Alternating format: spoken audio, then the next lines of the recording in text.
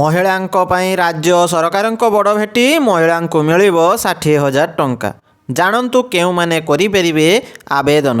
ମୁଖ୍ୟମନ୍ତ୍ରୀ କନ୍ୟା ବିବାହ ଯୋଜନାର ଶୁଭାରମ୍ଭ କରିଛନ୍ତି ମୁଖ୍ୟମନ୍ତ୍ରୀ।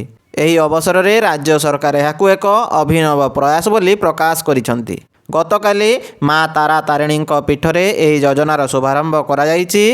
201 ଜଣ କନ୍ୟାଙ୍କ ଶୁଭ ବିବାହ ସମ୍ପନ୍ନ ହୋଇଛି। ମୁଖ୍ୟମନ୍ତ୍ରୀ ନିଜେ ଉପସ୍ଥିତ ରହି ବିବାହ ମଣ୍ଡପରେ କର୍ତ୍ତା ଭାବେ ହୋମକୁଣ୍ଡରେ ଆହୁତି ପ୍ରଦାନ କରି ନବ ଦମ୍ପତିଙ୍କୁ ଆଶୀର୍ବାଦ କରିଥିଲେ। ଏହି ଅବସରରେ ମୁଖ୍ୟମନ୍ତ୍ରୀ କହିଛନ୍ତି ଯେ ଆମର ଲକ୍ଷ୍ୟ ହେଉଛି ଏପରି ଏକ ଓଡ଼ିଶା ଗଢ଼ିବା ଯେଉଁଠି କୌଣସି କନ୍ୟା ଆର୍ଥିକ ଦୁର୍ବଳତା କିମ୍ବା ସାମାଜିକ ଚାପ ହେତୁ ବିବାହର ପ୍ରାପ୍ତ ବୟସ ପୂର୍ବରୁ ବିବାହ କରିବାକୁ ବାଧ୍ୟ ହେବେ ନାହିଁ। ଆହୁରି ମଧ୍ୟ ଏହି ଯୋଜନା ସମାଜକୁ ଏକ ନୂତନ ବାର୍ତ୍ତା ଦେବ ଯେ ଝିଅମାନେ ପିତାମାତାଙ୍କ ପାଇଁ ବୋଝ ନୁହନ୍ତି, ସେମାନେ ହେଉଛନ୍ତି ଭଗବାନଙ୍କ ଆଶୀର୍ବାଦ। କେଉଁମାନେ ଉଠାଇପାରିବେ ଲାଭ?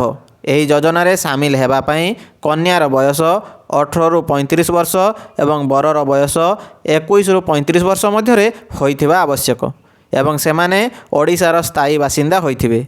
ଏହି ଯୋଜନାରେ ଯୋଗ୍ୟ କନ୍ୟାଙ୍କୁ 60,000 ଟଙ୍କାର ସହାୟତା ପ୍ରଦାନ କରାଯାଉଛି।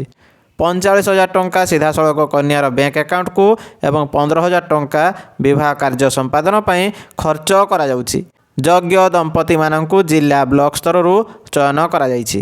ଏହି ଯୋଜନା ମୁଖ୍ୟତଃ ଆର୍ଥିକ ଦୁର୍ବଳ ଶ୍ରେଣୀର ପରିବାରଙ୍କ ଉପରେ ବିବାହର ଆର୍ଥିକ ଭାର ଲାଘବ କରିବା ସହିତ ମହିଳାଙ୍କ ସମ୍ମାନ, ସାମାଜିକ ସୁରକ୍ଷା, ବିଧବା ପୁନଃବିବାହକୁ ଉତ୍ସାହିତ କରିବା, ଯୌତୁକ ପ୍ରଥାକୁ ନିବାରଣ କରିବା ଦିଗରେ ବହୁ ପରିମାଣରେ ସହାୟତା ପ୍ରଦାନ କରିବ ବୋଲି ମୁଖ୍ୟମନ୍ତ୍ରୀ କହିଛନ୍ତି।